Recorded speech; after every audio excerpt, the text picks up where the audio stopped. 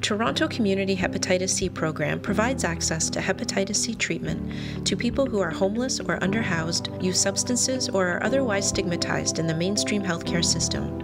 Our work is deeply rooted in harm reduction, social justice, and providing and creating opportunities for meaningful involvement and personal development beyond HCV treatment.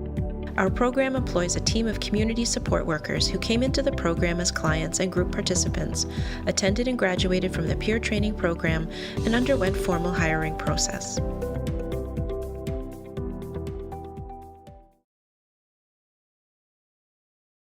Hi, my name's Tom, and I'm a member of the Toronto Community Hepatitis C Support Program. Hello everybody, my name is Marty. I've been a community support worker at South Riverdale Community Health Center for approximately 6 years. I'm Keith, and I'm a peer community support worker, and I love my job. My name is Jennifer, and I'm a community support worker. I was one of the original hires, so I've been with the program now for 6 years, and I'm really glad to be here. My name is Signe, and I'm on the Patient Advisory Board. I also work part-time as a community support worker. Clients come to us through word of mouth, referral by a healthcare provider, through a community worker, or they find us through internet search. Clients meet with the treatment nurse for intake and to discuss treatment options. Treatment support group. Group participation is encouraged as it offers opportunities for connection with others in the community and for engagement and participation beyond access to treatment. While attending the group, clients are seen by clinical staff and other healthcare providers as needed. Groups are facilitated by community support workers, all of whom are past clients of the program. We take turns describing what our week has been like. It's called check-in. Everybody gets their chance to talk and to be heard. And it's very important, I think, because it contributes to the group. And also at the same time, you get a chance to eat. And there's good food. There's salad and good whole wheat bread and sandwiches made with good whole wheat bread. Continuing care. After clearing HCV, clients are encouraged to join the program's continuing care group facilitated by the community support workers. Continuing care group offers ongoing support in a group setting as well as opportunities for further involvement. And one of the things I noticed was, that we all noticed, was the fact that we were kind of left hanging. After done treatment, there was, after being in a group and having this new adopted family, you jumped off to nothing. So what we've developed now is a schedule so that the clients know what's going on from week to week. We do this continuing care once a week, like the treatment groups. It runs along the same lines. You come in, you sit down, you have your little bit of a meal. Like I cook up a meal rather than having sandwiches and stuff all the time. I'll make something, and they love it. For Easter and Christmas, I make turkey dinners and stuff like that. We do offer transportation in the form of bus tokens and a good healthy meal. And we do a lot of good things that the clients themselves initiate. One thing we did was, when we made up our schedules, we asked the clients, what would you guys like to do? Some of the stuff we just can't afford to do, right?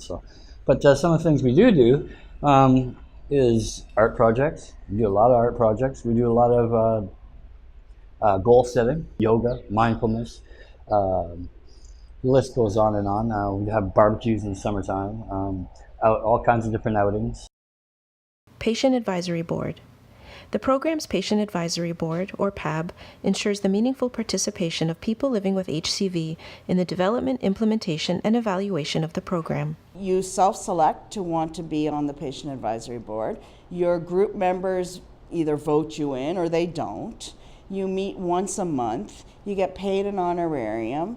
And at those meetings, you help with research and disseminating research and ideas for research projects. You provide feedback on program elements, and you also provide ideas for developing new program elements. And so that's what, basically, in a nutshell, what the Patient Advisory Board does. Peer Training Program. The purpose of this program is to increase the capacity of program clients to act as support workers for their peers within our program or at other agencies in the community. The training is 2 hours a week for 18 weeks. The sessions focus on skill building specific to a frontline community worker's job: communication, boundaries, ethical considerations, group facilitation, public speaking, diversity, and harm reduction.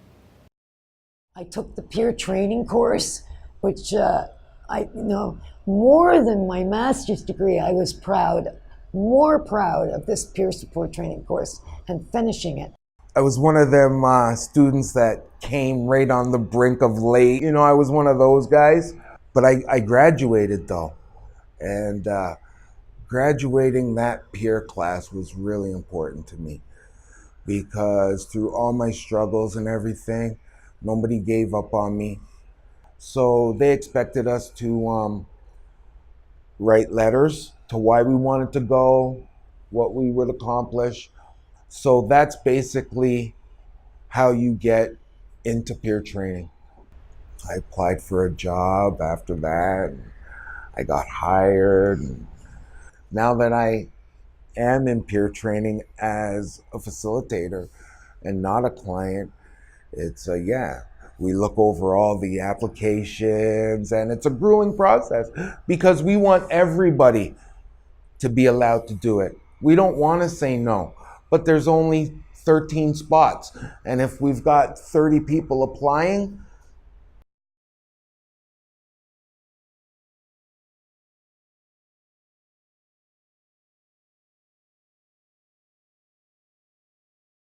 I would go home for Christmas or holidays and they'd be all like, "Oh, is it ever nice to see you? When are you leaving?"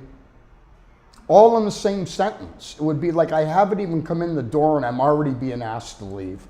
I've experienced stigma from my own drug using community because I am an injection drug user, and there seems to be a hierarchy within the drug using community which injection drug users sit at the bottom of. But I've also experienced it like in terms of healthcare, not wanting to disclose to my family doctor for fear that I wouldn't get treated or I would get treated differently because that's very common. And just the, sort of that belief that feeling that you get from doctors and from healthcare providers that somehow you're drug seeking when in fact you're not. Especially with the medical profession. As soon as I disclosed that I was on methadone, immediately you can see in the physician's eyes, male or female, uh-oh, this woman wants drugs. I remember I was looking for a new family doctor and I went to see somebody and mentioned that I was on methadone, and right away he said, "I don't prescribe opiates." I wasn't asking him for opiates, I needed a family doctor. And he hurt me with his attitude. He looked disgusted. He refused to take me as a client. And I left his office and I was just sobbing. That kind of discrimination really hurts. you know, I have a doctor look me in my eyes and tell me that they don't trust me. I don't think anybody has the right to tell me I'm not capable of taking care of myself because I use drugs. I think it's bullshit. One time I was in a doctor's office for an 8:30 appointment, got seen at 10:15 with 30 people in front of me, but I was the first person in that office. That to me is what stigma looks like. He can wait, he can wait, he can wait. And there's no lower feeling out there than just being treated as a floor mat. People that use drugs are not a waste. They're not a waste of time. They're not, throwaway garbage. Like, they're people. We're people. I'm a person. And I deserve to be thought of as such. So, stigma. Boo.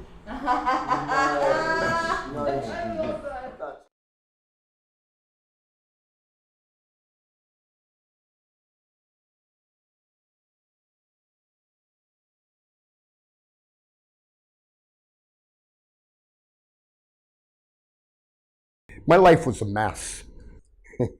When I arrived here, a whole new journey began in my life. I found a group of people that didn't ask me to change anything about myself. As I came into the weekly meetings, the support group, I began to discover different strengths that I had always had, but it kept buried and didn't recognize any longer. And I started to put things together a little bit at a time. I felt as if I had some sort of purpose. So my life completely transformed itself by just being told, hey man, you're welcome here. You know, come join this family. My experiences personally here have not all been happy times. I've had a lot of rough little moments personally and within the groups and challenges and everything. But overall, the success and the joy that I possess from being a part of this family is, you can't put a price tag on that. What I've ended up having is a adopted family.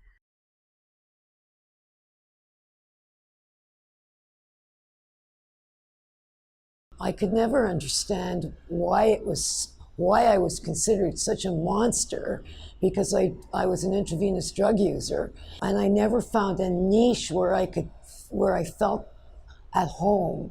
As soon as I walked into the group, I looked around the table and I saw me. I saw my people. I felt at home. I felt part of something. I felt part of a community. And not only that, but I felt like I could say who I was, and people would still care about me. They'd be happy to see me. I felt softness all around me, and I felt like I belonged someplace. I've had nothing but good experiences in this place. I was so lucky the day I walked through these doors. I feel blessed, and I'm very grateful.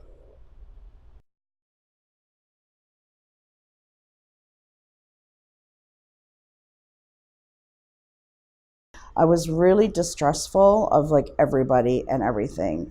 And I didn't really participate. Certainly, I wasn't talking about my drug use. There was a part of me that just kind of felt like, oh, well, if I actually tell the truth of like of what I'm doing, that I'm for sure not going to get, you know, what I need to get. But I did keep coming back because I was at least able to recognize that for those 2 hours that I was in group, that I was doing something good for myself.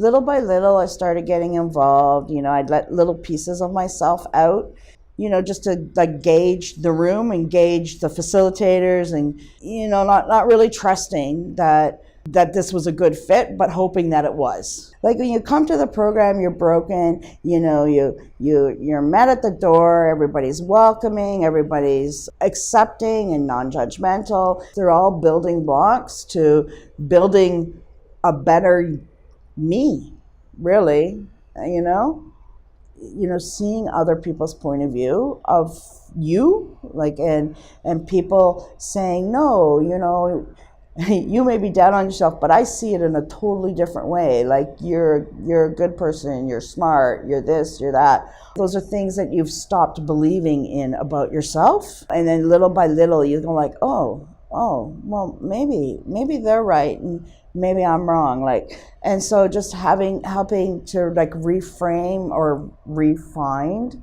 that, you know, some of those good and positive things. I think this program was like amazing for, because I think we all came in broken, and like little by little, we're like put back together like Humpty Dumpty.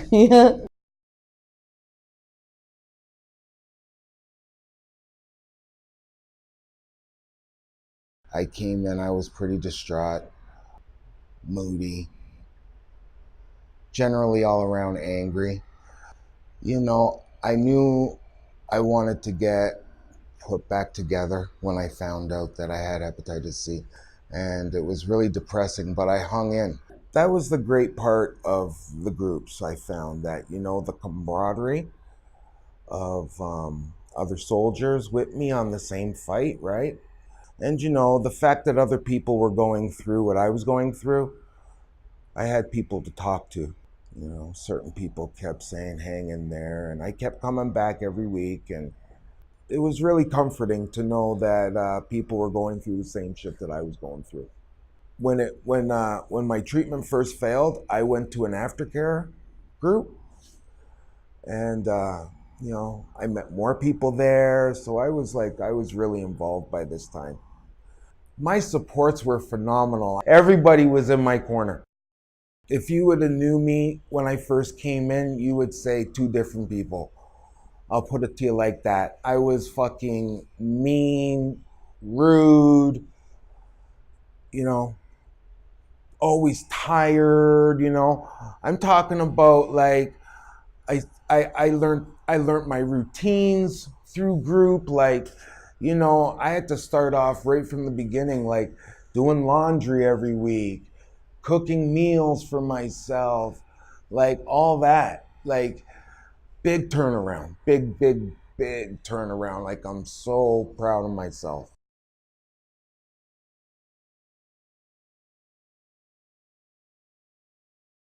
A person who's marginalized and transient, and a person who uses drugs was often shunned upon from the healthcare system.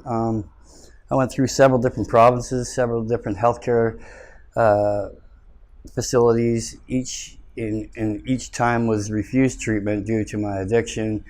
It made no sense to me. So, being diagnosed with HIV upon arrival with the HepC program here in Toronto, I just took it in hand, like, oh well, it's something else I have to cure. You know, I've been stigmatized by so many different things in so many different ways that this is just another thing to add to my baggage. It was, yeah, there was times when it felt really rough, emotionally, physically, mentally. Without my group and without the camaraderie and my facilitators and the doctors having a little bit of compassion and that towards us, I was able to accomplish this, to leap over those barriers.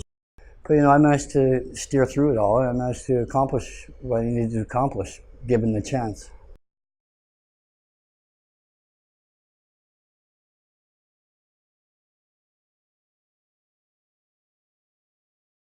Initially, when I came to the program as a client, I was very reserved, very standoffish, very marginally engaged. But as I stayed with the program and kept coming to these rooms, there was a sense of camaraderie, there was a sense of family, and also I had the sense that, despite everything else that was going on in my life, this was something that I was doing that was good for me.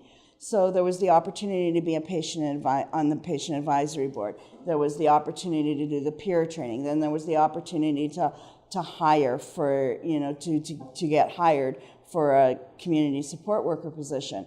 I basically took all those opportunities. You spent so much time in these rooms, and so, the people in the rooms really became your sort of extended family. As I started to make changes, because I think the program allowed me to grow in a healthy way. So as I started to make changes, and my housing situation improved, my money situation improved, as all those things started to happen, and I started to grow and get stronger and healthier, I continued to want to do that. And then, beyond being a client, then it became like I wanted to actually give back. I'll volunteer my time for public events, speaking events, and other activities that I'm suited for.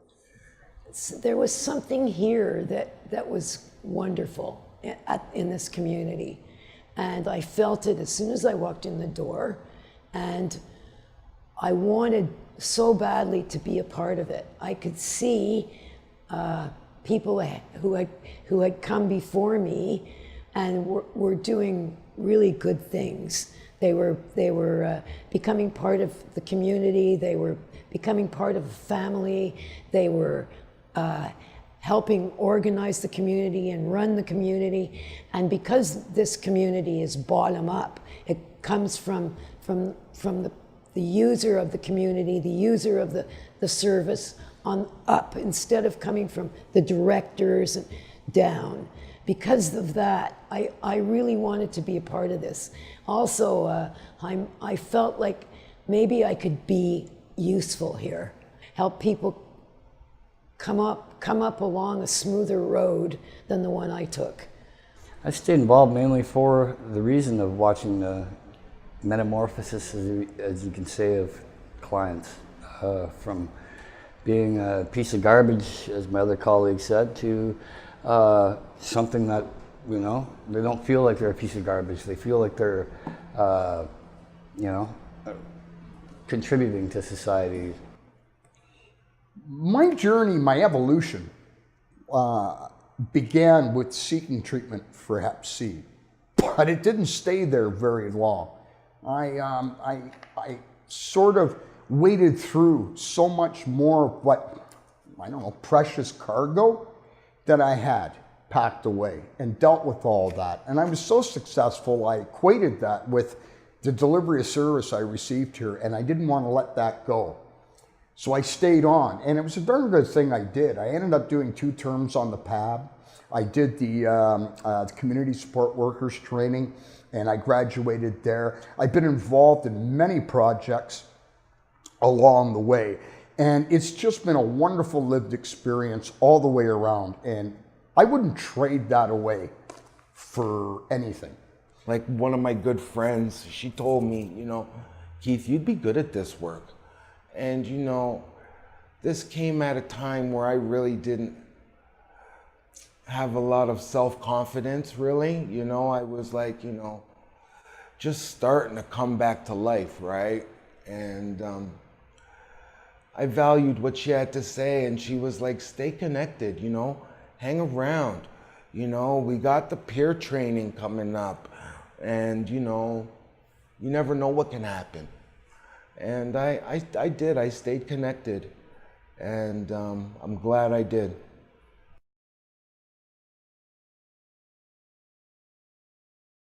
What makes me feel trusted is being treated the same as everyone else. Being given a key card that works exactly like everyone else's. Being given a key that opens up the doors like everyone else. What makes me feel trusted is the fact that I run my own group. I run the continuing care program. I've helped the program evolve in so many different ways. I feel trusted when I'm given responsibility. When I'm given a responsibility that it's an important responsibility, and I'm expected to be at a certain place at a certain time, and when people give me that, I realize that they trust me to be there, and I take those kinds of commitments very seriously. I feel best about myself when I'm given some responsibility. Being welcomed and being given opportunities to be involved in something greater than myself, being part of a community, to me that is what being trusted looks like. Being not trusted is never receiving that invitation.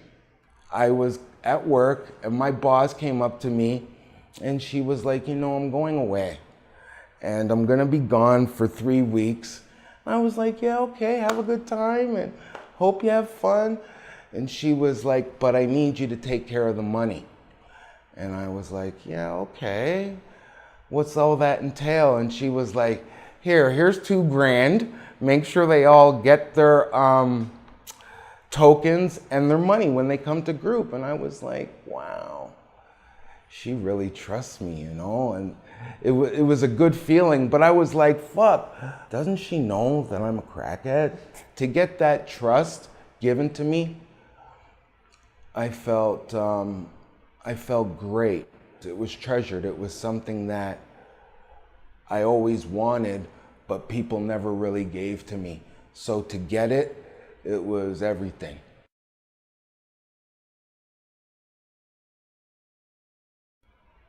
It doesn't really take much to make me feel valued. You know, just saying hi to me in the morning, like, hey Keith, good morning.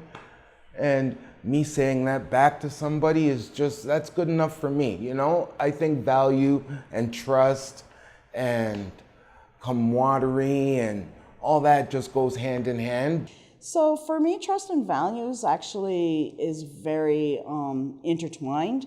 But things that make me feel valued, again, is being treated and given the same opportunities as any other worker in the agency.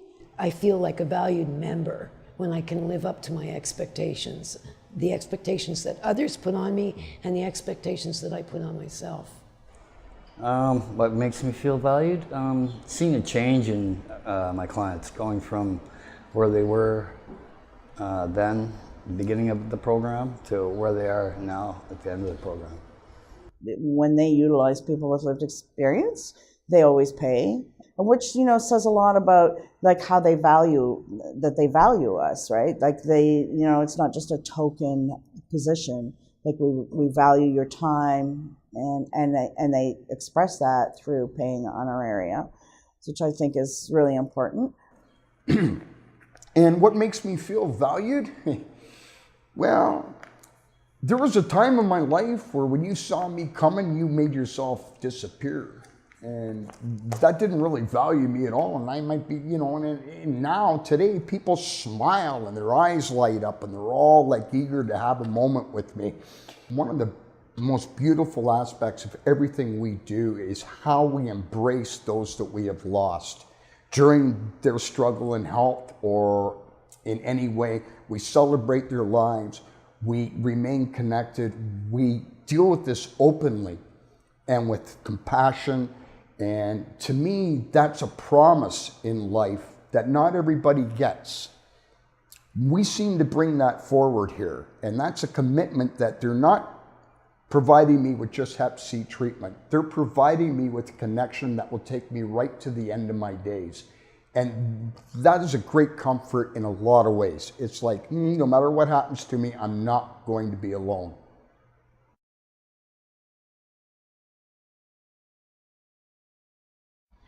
I hate that word relapse. I use drugs. I've used drugs for years. And relapse is when drug use becomes chaotic. You don't pay your bills. You worry about being homeless. It's a multi-dimension of fuck-ups. You know, I think that not showing for work is something that I would do. Not answering my boss's phone calls is something I would do.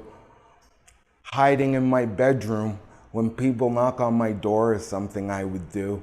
I would lose focus on everything that's important to me, and I would have one mission, and that is drugs. And if I don't have any, find out how to get some, rob, steal, fight, crawl, whatever I had to do. And for me, that's relapse. This relapse for me is kind of an all-in, no holds barred way of using. It's, you know, you compromise your housing, you compromise your values, you compromise your relationships. Relapse is like a loss of everything, as opposed to drug use. I'm going to go home, I'm going to go get high, and then I'm going to be done with it, you know, like for today. Over the years, I've learned to use. It doesn't interfere with my life. And I'm an intravenous drug user too, so I always use a clean syringe. I don't have too many scars. I take really good care of myself. I eat well. That's ordinary drug use for me. I'm still an avid drug user, so there is no real relapse that way. My relapse has to do around harm reduction. I don't find myself in the spots I was before, doing the things I was doing before to obtain drugs. Relapse to me is the abandonment of self. If I choose to use, I'm using with harm reduction in mind. But the abandonment of that would be to me relapse, when I'm using constantly, daily. My housing's at risk. My life is at risk. I'm going to be back out on the streets. To me, that is what relapse looks like. Why do you think it is important to treat your workers as any other worker? Because they are any other worker. Quite simply put, you know, I got hired. I went through a hiring process. I signed a contract. You know, I have to deal with the same policies and procedures of the agency. The expectations are the same. You know, quite simply, you know, I am no different from any other worker. The only difference between myself and another worker is that I have disclosed that I am an injection drug user and that I have a history of homelessness, that I have a history of incarceration, and that I have a history of HepC. And so that's actually known at the front, because that's what I'm being hired for. I'm being hired for those experiences. And so other people, such as someone in accounting, they may have all those same issues too, but they don't disclose them because it's not pertinent to their job. I don't really see any difference as far as on the job, the practical part of it. The only difference really is that, the experience, maybe the schooling. Besides that, I think we're all one big cohesive team. As a matter of fact, I think we're better workers because we believe, probably I believe anyway, that I've got something to prove. If somebody gives me that kind of trust, then I'm gonna go one step beyond their expectation of me. It's really important to me to prove that I can be a person that uses drugs, but I can also be a contributing, important member of a community. We might have arrived in this room from different paths, but we're all here together in this room, right? We need to hang up our differences at the door and work together as a team, as a community, while here. From the onset, going in that I might have challenges that are specific to my role, but trying to protect me from that does not value me. It doesn't look at me as a whole person. It doesn't say, you know what, I'm going to allow you to stand or fall on your own 2 feet. And frankly, I think it's important to allow people the chance not only to succeed, but also to fail. Because I think in failure, there's growth and there's learning. And you have to allow for that. And you can't protect people from that, and nor should you. We're all able to excel. Through our training program, we're able to see what everybody can do, what their limits are. But their actual limits cannot be reached until they're actually given a chance.